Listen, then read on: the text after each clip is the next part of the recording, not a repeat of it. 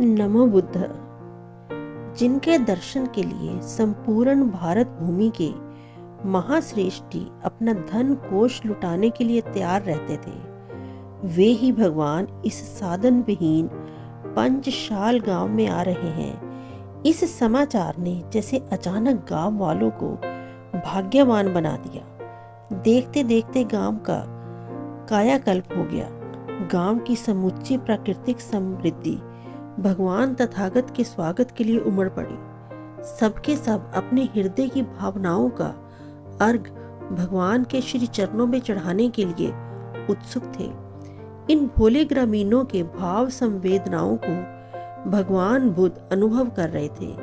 वे ठीक समय पर आनंद, तिष्या, स्थिविर, मौर्दलायन, सेवत, रवंत आदि भिक्षुओं के साथ गांव में पधारे।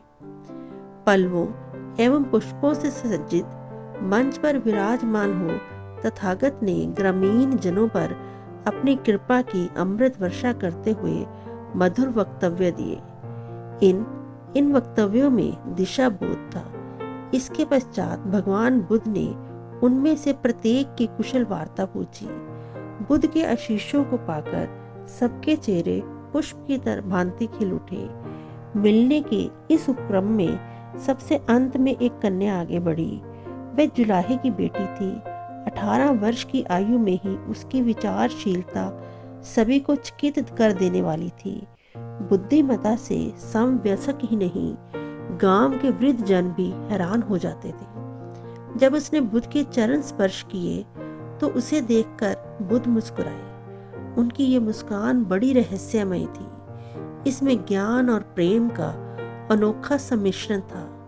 अपनी अलौकिक मुस्कान के साथ उन्होंने उससे पूछा, बेटी कहाँ से आई हो? भंते नहीं जानती हूँ। बुद्ध ने एक और सवाल किया, कहाँ जाओगी?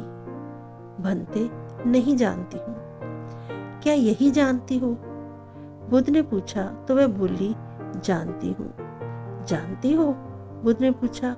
वह बोली, कहाँ भगवान? जरा भी तो नहीं जानती।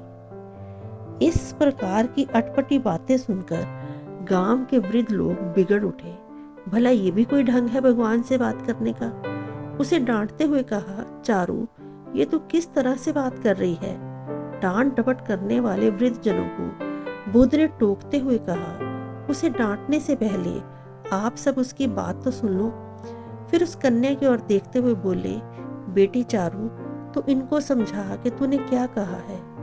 इस पर उस कन्या ने कहा, जुलाहे से के घर से आ रही हूँ भगवान, ये तो आप जानते हैं और गांव के लोग भी वाकिफ हैं, लेकिन मेरी जीवात्मा कहाँ से आ रही है, मैं किन कर्मों के परिणाम स्वरूप जन्मी हूँ, ये मैं नहीं जानती। मैं यहाँ से वापस जुलाहे के घर जाऊंगी, ये मैं जानती हूँ और आप भी जानते हैं, लेकिन इस जीवन के अंत में जब मृत्यु होगी तब मैं कहाँ जाऊंगी, मुझे कुछ पता नहीं। इसलिए मैंने आपसे अभी कहा नहीं जानती हूँ। शुरुआत में तब आपने मुझसे पूछा कि कहाँ से आ रही हो, जुलाहे के घर से, तो मैंने कहा जानती हूँ। जब आपने पूछा कहाँ जा रही हो तो मैंने सोचा शायद आप पूछ रहे हैं कहाँ वापस जाएगी, अर्थात क्या जुलाहे के घर जाएगी, तो मैंने कहा जानती हूँ।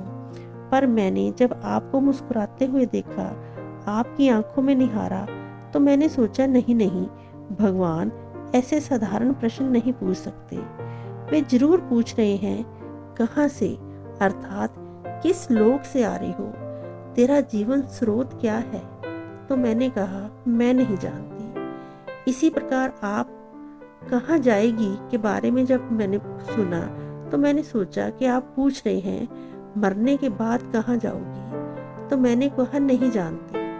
बुद्ध ने चारुलता की बातों पर मुस्कुराते हुए कहा, तूने ठीक ही सोचा बेटी, तू सचमुच ही विचारशील और बुद्धिमती है।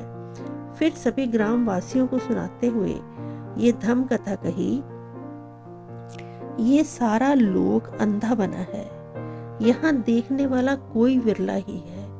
जाल से मुक्त हुए पक्षी की भांति कोई विरला ही स्वर्ग को जाता है। तथागत ने चारुलता से कहा, बेटी तेरे पास आंख है, ध्यान की आंख है, विवेक की आंख है, इसी कारण तू देखने समझने में समर्थ है। इन लोगों के पास आंख नहीं है, इसी कारण ये तेरी बातें नहीं समझ सके। आंख वाला जब कोई बात करता है तो नेत्रहीन लोगों को समझ में नहीं आता। आंख वाला कहता है कैसा प्यारा इंद्रधनुष है, तो जिनके पास आंख नहीं है वे उसे मूर्ख समझते हैं। इन सब के बीच एक तू ही है जो देखने में सक्षम है। अपने कर्मों के जाल से मुक्त हो तो अवश्य अपने गंतव्य को पहुंचेगी। भगवान के इन बातों को सुनकर अन्य लोग भी ध्यान के लिए उत्सुक हुए ताकि वे भी नेत्रवान बन सके। नमो बुद्ध।